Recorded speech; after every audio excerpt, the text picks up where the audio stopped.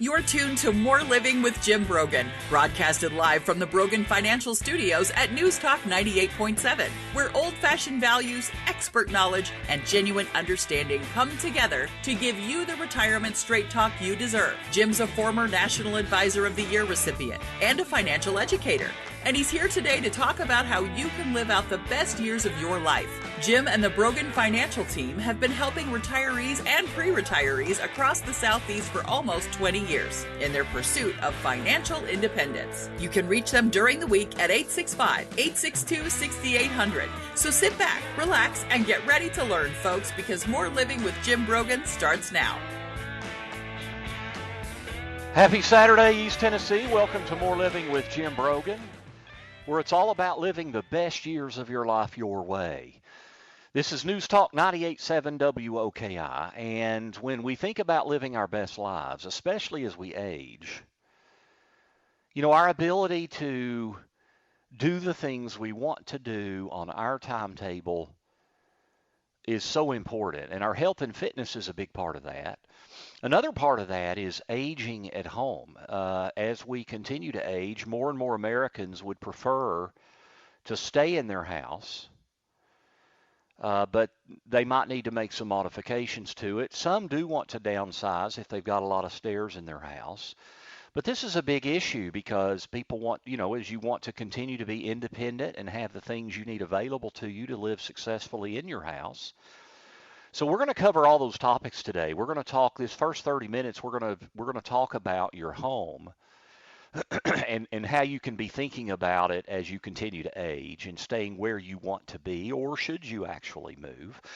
And then a little bit later in the show, we're actually going to talk about movement and how we can make sure to stay active.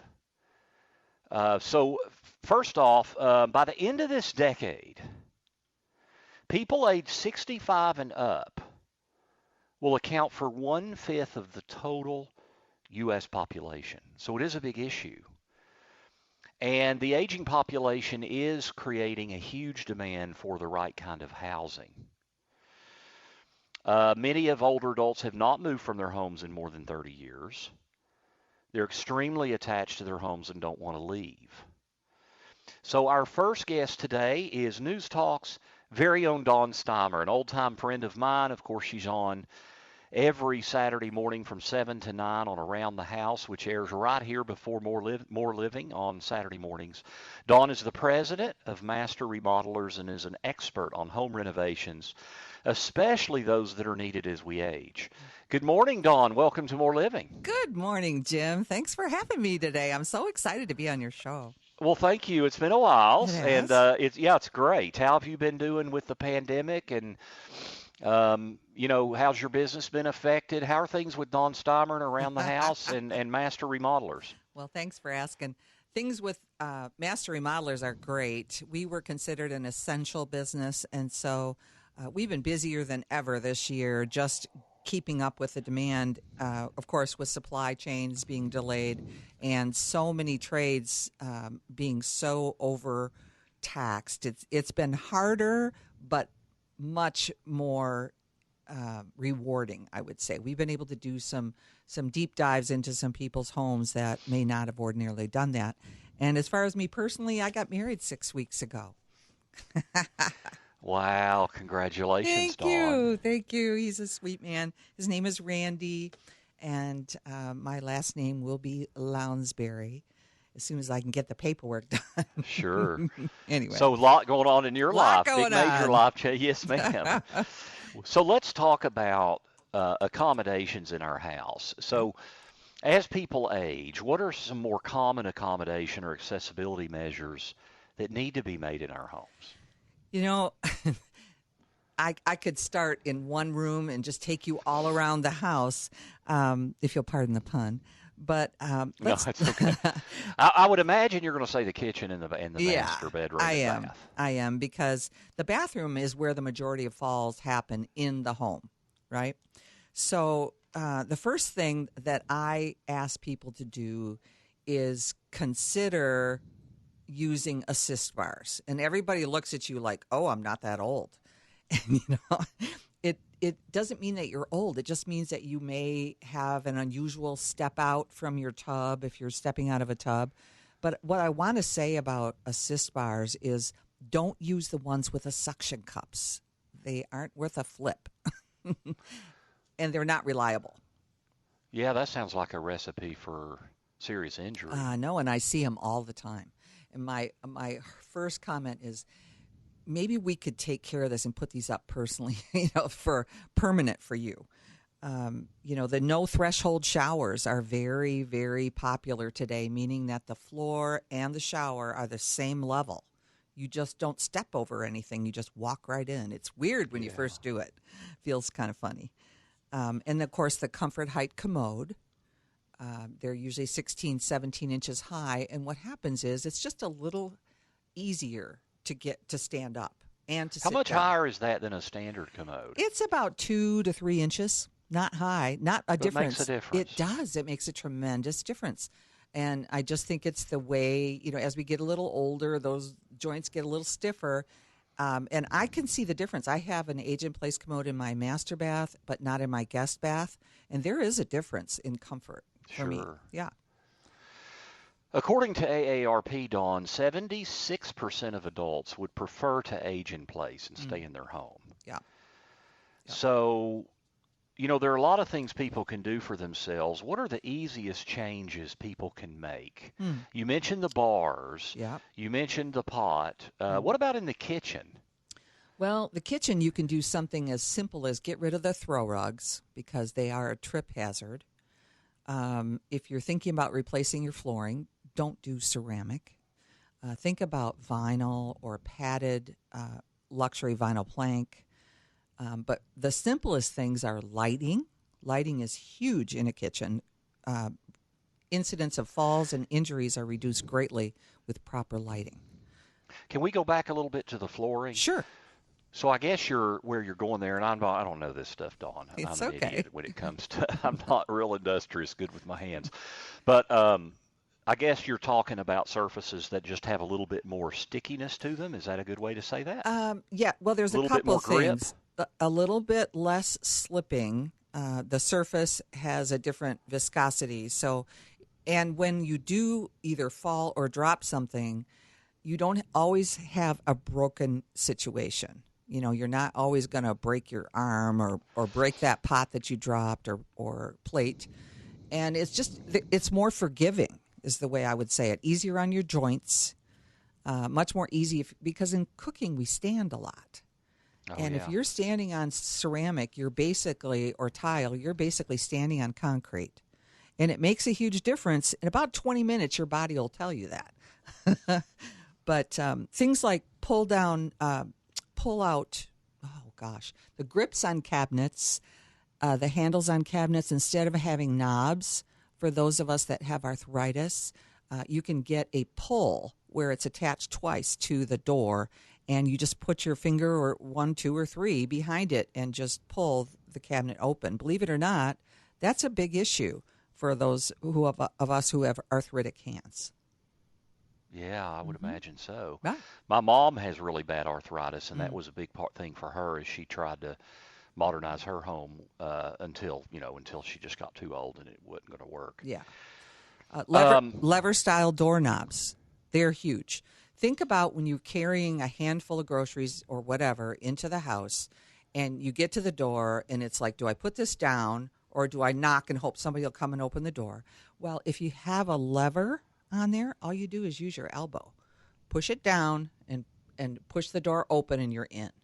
Well, for someone with arthritis or balance issues, that could be a huge change for them. It sure helped a lot in my home. Now, what about hallways and doorways and the width and all that? Oh, that's huge. That's very important. I would say hallways, we would like to see 4 feet wide, but a minimum of 42, and then a minimum, as far as doorways, of 32 inches.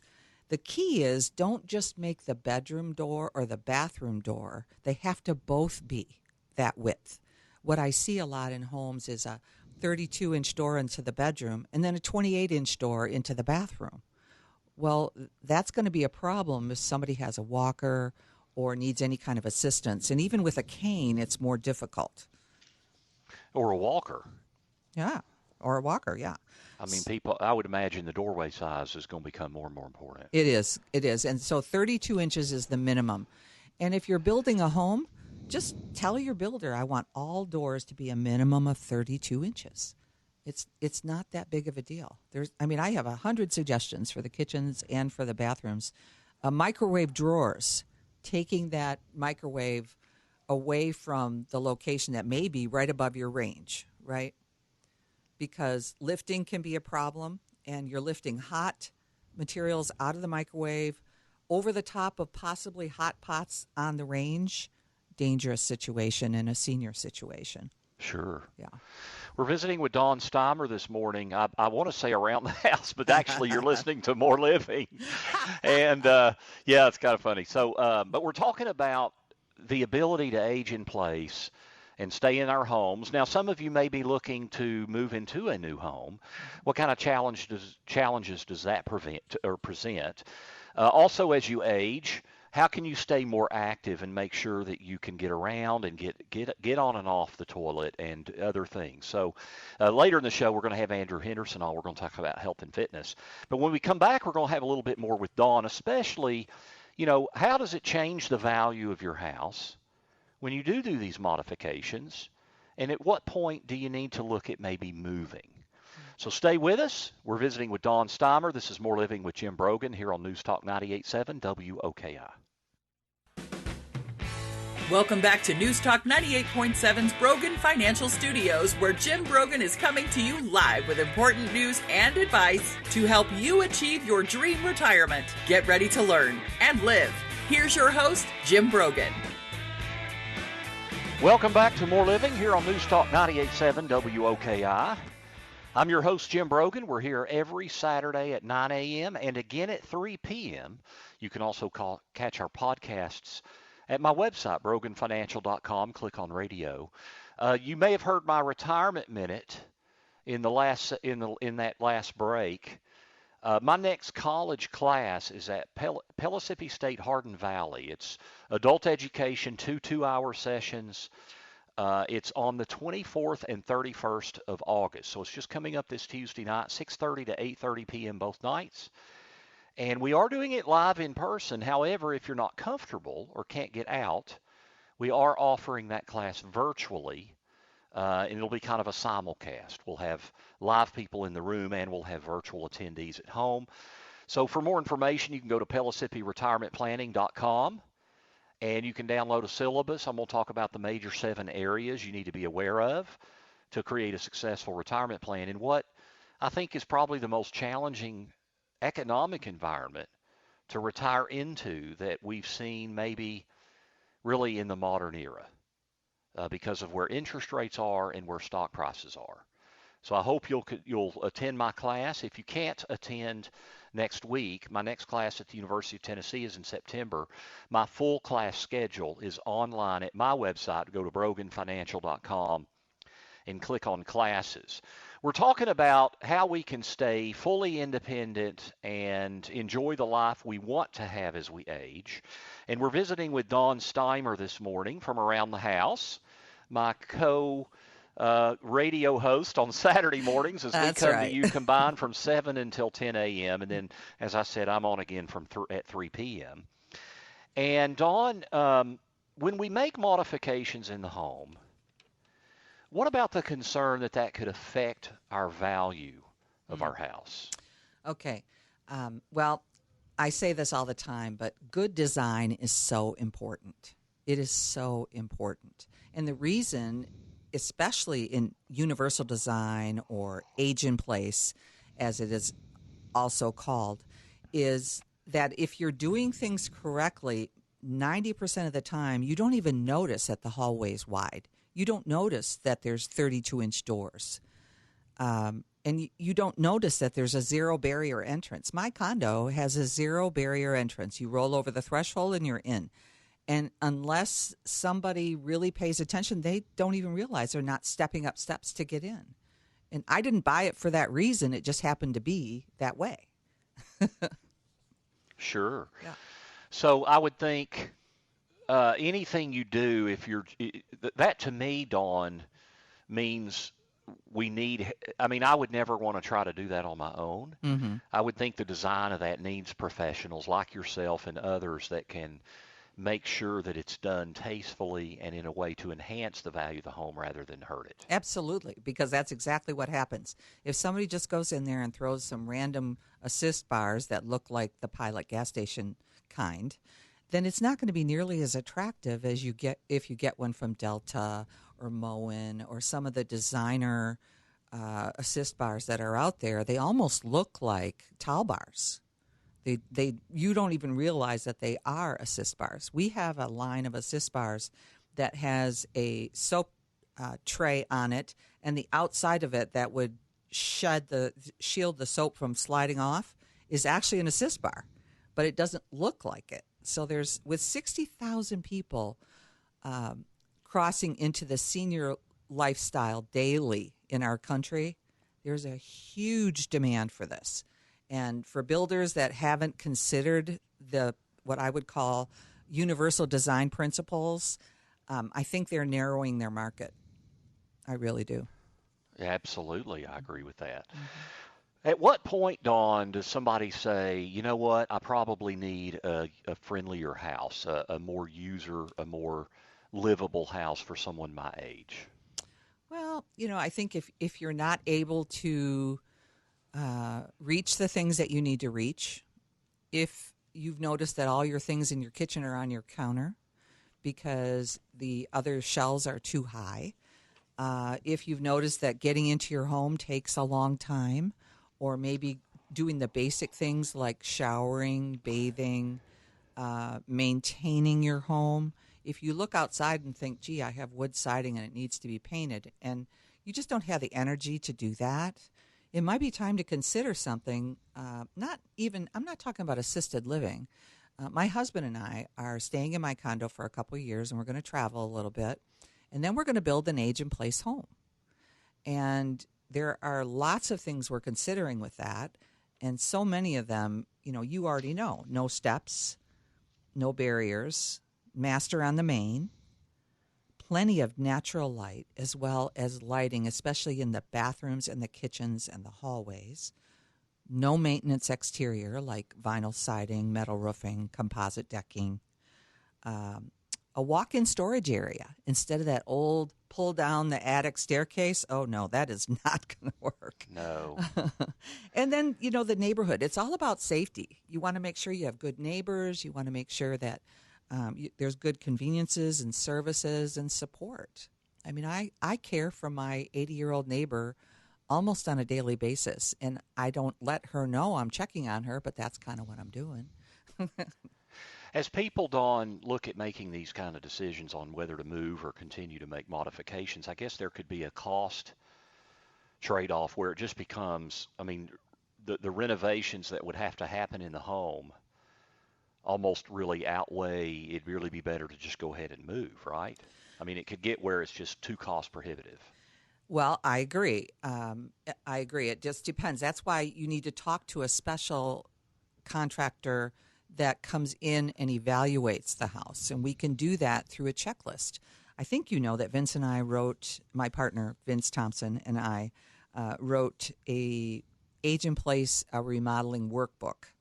Yes. And inside, I have a copy of that book. I know you do. I didn't know if you still had it. Great. But I do still have it. All right. There is a questionnaire in there talking about budgets, talking about needs, asking you specific questions about your lifestyle and your limitations. And those things can help us or help anyone, that understands age in place, help you with your home.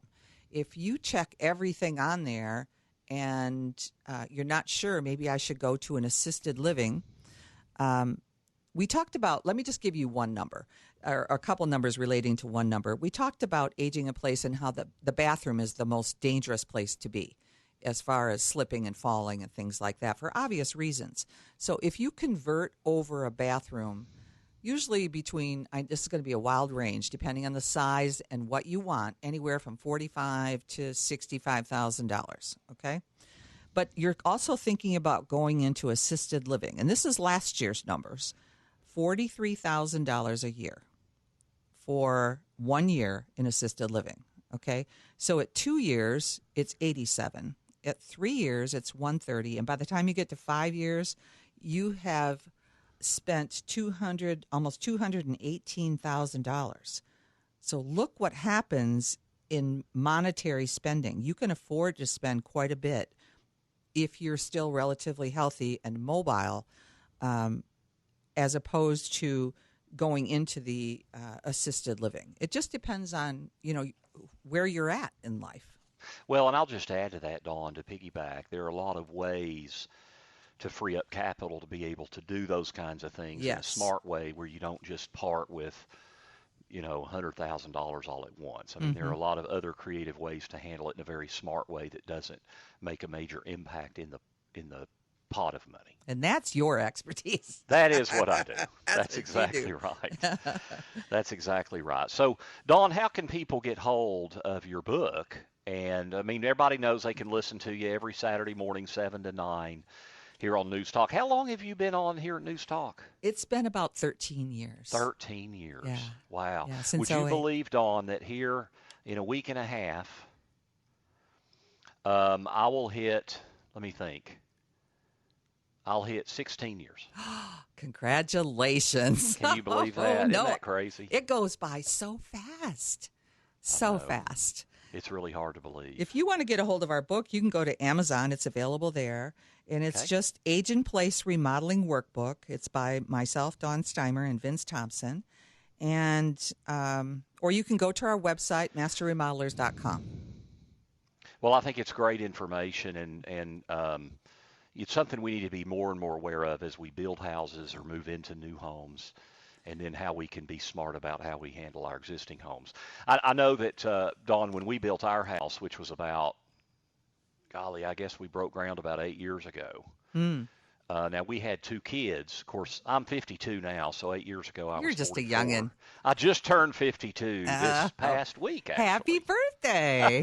Well, thank you. That's awesome. It was on Tuesday, and I mean, it just rained and rained and rained. It We did. needed the rain. But anyway, we had 2 kids, and we still have one daughter at home. She's a sophomore in high school. And so we still had, that we were still in that phase. But one of the things that I like about the way we designed our house is that over 70% of the living space is all on one floor. Yes. Brilliant.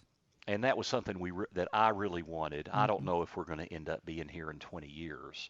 I've seen But your it was- home. I'd stick around. Well, thank you. Yeah, you've been in my house.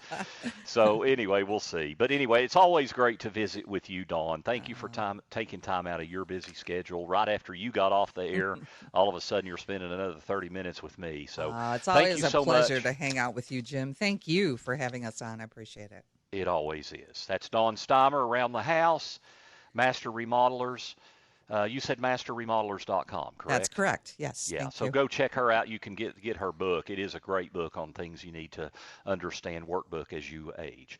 Now, when we come back, the ability to prevent falls is not just about having the right things in place, but it's also about your fitness and your ability to get up and your ability to move. And so it's never been more relevant to talk about fitness. How much should you be exercising? What about resistance training? How can you keep yourself strong and fit? So when we come back, we'll visit with Andrew Henderson. He's the owner of Fitness Together. They have 4 locations here in Knoxville. He's an old friend of our show. So stay tuned as you're listening to More Living with Jim Brogan right here on News Talk 98.7 WOKI. Welcome back to News Talk 98.7's Brogan Financial Studios, where Jim Brogan is coming to you live with important news and advice to help you achieve your dream retirement. Get ready to learn and live. Here's your host, Jim Brogan. Welcome back. This is More Living with Jim Brogan, where it's all about living the best years of your life your way. And part of that is the ability to age gracefully.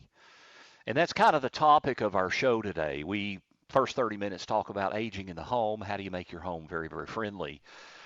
I will have to say one of the things that I was thinking about is one of the biggest issues is preventing falls. And yeah, there's a lot of stuff we can do in our home, as Dawn Steimer from Around the House, our good friend, has talked about, and we talked about in the last segment, I think staying physically fit is maybe just as, if not even more important. The ability to be mobile, get around, and those kinds of things. So, our next guest is a great friend of the show. Exercise is absolutely a key to healthier living. And in the aging population, as I said earlier, if you missed it, at the end of the decade, 20% of all Americans will be age 65 or older. And so exercise has been shown to not only prevent disease, it does lower the risk of falls. It improves mental health and function, well-being. It strengthens social ties, and it actually improves cognitive function. So I really can't think of much that's more important than our fitness and nutrition as we age. So Andrew Henderson is the owner of Fitness Together here in Knoxville. They have 4 locations. Good morning, Andrew. Welcome to More Living. It's great to have you back with us. Good morning, Jim. It's good to be back. You know, one of the things that I was thinking about when I was talking with Don Steimer about falls and about the need to be mobile effectively is I thought about my dad. Now, my dad passed away about 3 years ago. And no, it was 4 years ago this summer. And God rest his soul. Wonderful, wonderful man. Dad ran 3 miles a day, 3 days a week until he was about 70 years old. And at 68, he was still putting in 3 miles in 24 minutes. And in his late 70s, early 80s, he fell and broke his hip. And his life at that point changed forever. And I have known other people who have had parents, or I've had aunts and uncles that have fallen and broken their hip. And just the impact on their mobility, it really created a rather significant decline. So that was just an anecdote that I thought about, that I saw in my own life as my dad aged. Can you just talk about just the critical importance of mobility, and for those that aren't doing a lot of mobility things, how can you get started in being more mobile? Yeah, that's a good anecdote, talking about your own father. And, you know, my mom passed away about a year and a half ago, and she had made it to 90, but, you know, she had some falls that really affected the quality of her life. And you can definitely see when folks get older and they fall, they do not come back from broken bones like we do when we're kids and in high school, because we're just not really, you know, physically able to do that. So, you know, the older we get, the more crucial it becomes that we avoid unnecessary falls and injuries, because sometimes we just can't come back from them, unfortunately. So to address your question about mobility, you know, mobility is really the body's ability to move in ways that are functional, whether it be going up and down the stairs, you know, walking through the grocery store, getting in and out of your car, being able to maintain those functions safely, effectively, without hurting yourself as we age. And that's one of the things we focus primarily on with our clients who are 50, 60 years old and up, is being able to do the things that are becoming more challenging for them, because if you don't address those head on, then you're not going to get better. For a lot of our clients, that involves being able to get up and down off the floor, especially if maybe they have extra weight or they have knee or back problems. And so we really try to encourage them to do that in a safe way and teach them the right way to do it, so they can continue to be independent. And really, I think that's what we're getting about here is maintaining your own independence and not having to rely on others as we age. Hopefully that answers your question, Jim. Well, it does, but you're a huge proponent of functional fitness, and that's what I was thinking about when you were talking about training people in your studio. Talk a little bit about what does functional fitness mean, and how that affect and how does that affect how you train people? Yeah, so functional fitness really, in my eyes, it's taking the individual, right, and figuring out what their needs are in their life. Is it a sport? Is it an activity? Is it being able to bend over and pick up the grandkids? Is it getting groceries out of the car? What things do you need to be able to do in your life to maintain the quality of life that's important to you?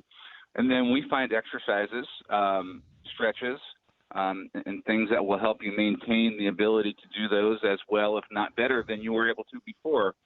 So it's a very customized, individualized approach towards programming that first involves assessing where your challenges are. And then once we understand where your challenges are, we can begin to increase the function in your body through functional exercise. And that could be, anything from pushing up off of the ground to sitting up off of your bed to being able to, quite frankly, many folks fall at night when they're getting out of bed to walk to the bathroom because they lose their balance. So it's finding out where your weak links are and strengthening those. It's interesting. I'm moving my oldest daughter, Andrew, back into college. She'll be a junior. We're going to be doing that this next week in Birmingham. Wow. She's at Sanford University. I'll be carrying a lot of stuff, boxes, and things like that, moving her in. And it's interesting because a couple of months ago I had to carry some kind of heavy stuff. I don't even remember what it was off the top of my head, but I called up Rufus, one of your trainers, who also there at the North Shore location. Yeah. And I had not done farmers walks in a while. Mm-hmm. And I had carried a couple of heavy things, and I was really kind of feeling it in my lower back a little bit. And I said, man, I got to start doing more farmers walks again. So I think it's just another kind of example of course, can you explain what a farmer walk is? Some people may not know that. But, that was something I felt like I needed to do because I was going to be carrying more things.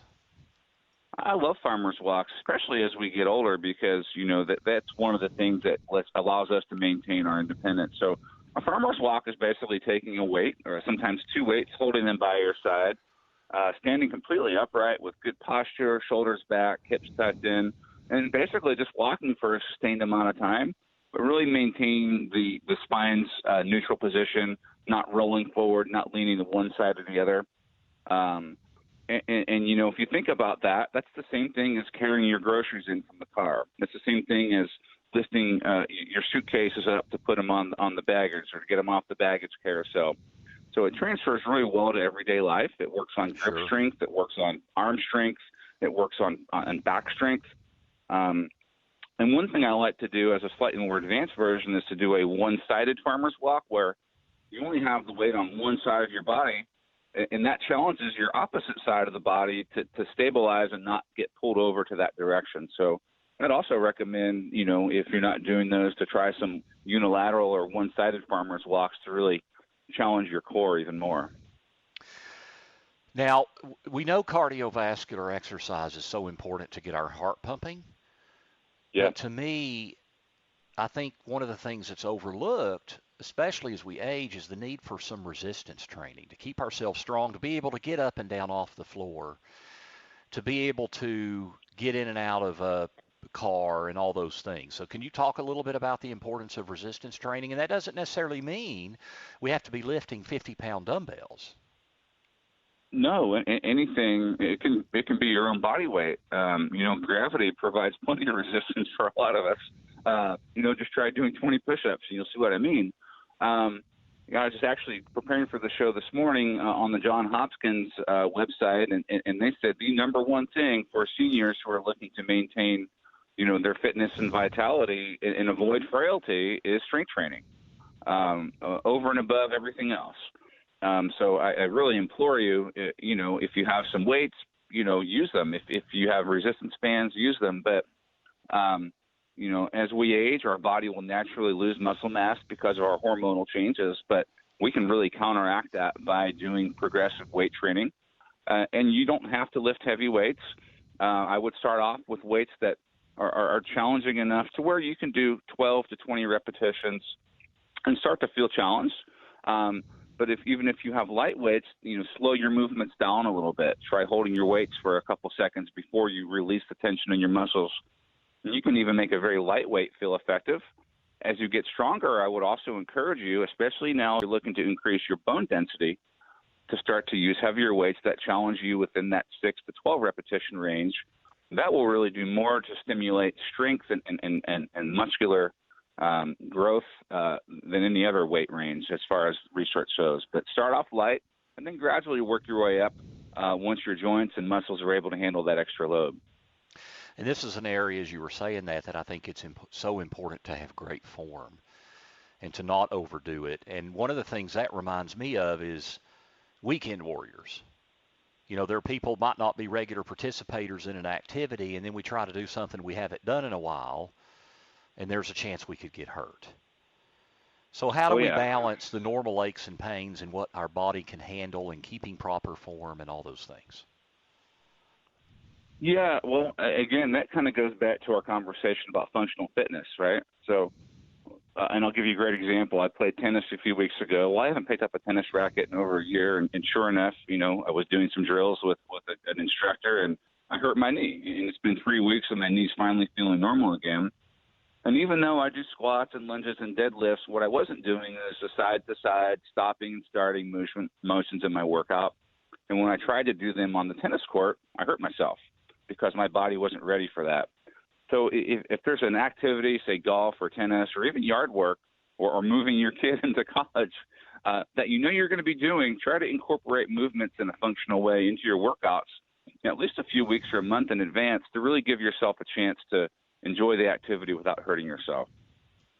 So that would be my suggestion is, be intentional with your exercise. Yeah, that's great advice. Andrew, thank you for coming on today. How can people find out more about Fitness Together? Thanks for having me, Jim. They are welcome to find us at knoxft.com. They can also call or text me directly at our business line, which is 865-273-0380. Okay, Knoxville FT for Knoxville Fitness Together, knoxvilleft.com. Thank you, Andrew. It's always so great to visit with you and get your advice. Thanks, Jim. Good chatting with you.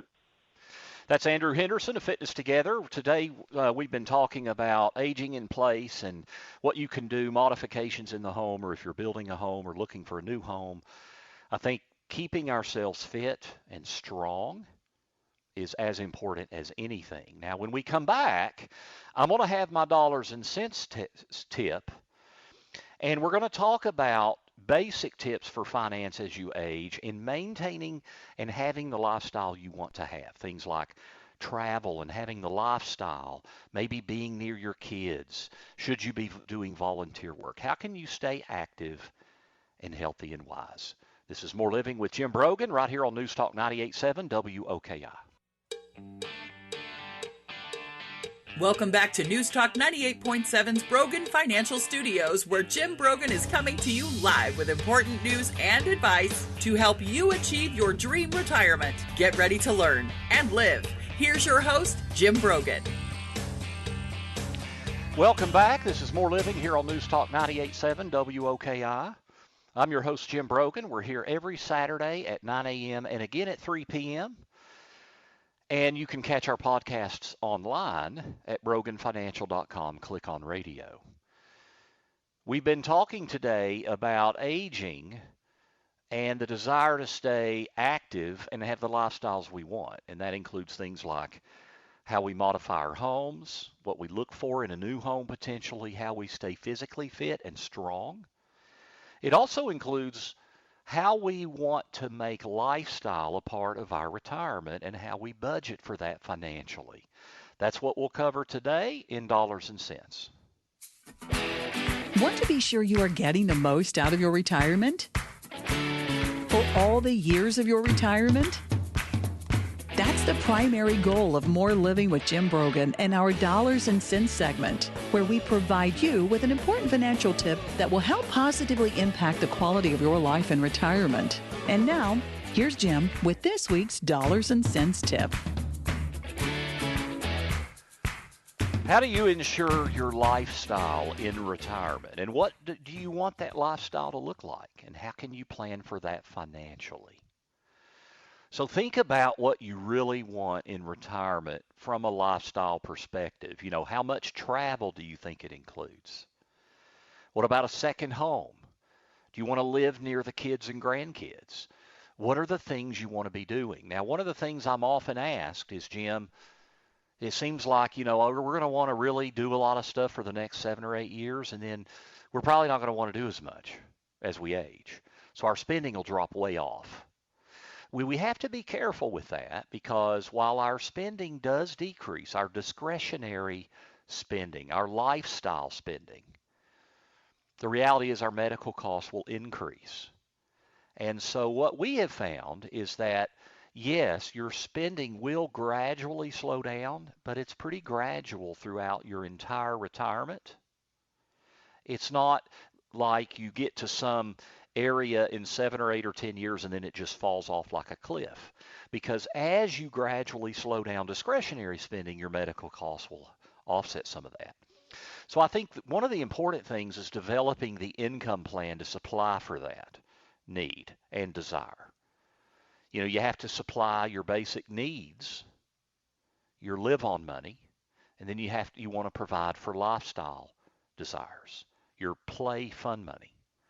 And I think that's a crucial part of a retirement plan. You know, we talk about wanting to live the best years of your life your way, and that's being able to have the lifestyle you want to have. So it's important to know what your budget is and how you want to plan for those things, to be able to do the things you want, travel, see your kids, see your grandkids, where do they live, defining all of those things. So I think it's important to get your arms around your budget and what you're currently spending prior to retirement, or if you're already retired, what are you spending? And I don't think that has to be terribly complex. You can look at the amount of money that's going into your checking account every month and the amount of money that's going out of your checking account every month. And that's probably the best way to look at your budget if you're trying to get a big ballpark figure of what you're spending. Don't worry about what gross pay is or any of those things. How much is hitting your checking account? And at the end of the month, how much is left? How much did the balance change? If you started the month with $15,000, what'd you end the month with? And maybe look at that over a period of 3 or 6 months and see what that looks like. Now then, what about how you'll structure your days? Your routine in retirement is extremely important. You know, a lot of people retire, and it's very alluring to think, I can do whatever I want to do now. You know, I'm just going to chill out. But the reality is routine and structure is a very important part of our lives. And when we retire, we lose a lot of that routine and structure. So it's important to create routine and structure, especially when you first retire. Now, you know, we work a lot with retirees at Brogan Financial, and a lot of our clients say they're busier now than they were when they were working. And it's with stuff they want to be busy with. But it doesn't always start out that way. So be sure that you're planning for your structure. Have a couple of things every week. Create routine as much as you can, and think about doing that prior to retirement. That's our Dollars and Cents segment for this week. You can find this week's Dollars and Cents segment and others by visiting BroganFinancial.com. Do please check us out at BroganFinancial.com. You know, planning for all the risks and expenses in retirement is so critically important. The plan that gets you to retirement is not the plan that will get you through retirement. I'd love to invite you to attend my class at Pellissippi State Hardin Valley this coming Tuesday. It's the 24th and 31st. 2 2-hour sessions, Thrive Financially in Retirement. I cover the 7 main areas you need to be aware of and that you need a plan for to be successful in retirement. You can go to PellissippiRetirementPlanning.com for more information. Again, that's the 24th and 31st, 6:30 p.m. You can find my full class schedule at BroganFinancial.com and click on classes. Thank you, Chris, for engineering the board. Thank you, Jill, producing the show. This is More Living with Jim Brogan here on News Talk 98.7 WOKI. The views expressed by Jim Brogan and his guests are not that of Cumulus Media. Any discussion of financial, legal, and tax planning strategies is not intended to be individualized advice and is general in nature. Always consult with your advisor for advice specific to your needs. This program's content does not represent a recommendation of any particular security, strategy, or investment by Jim Brogan or Brogan Financial Incorporated.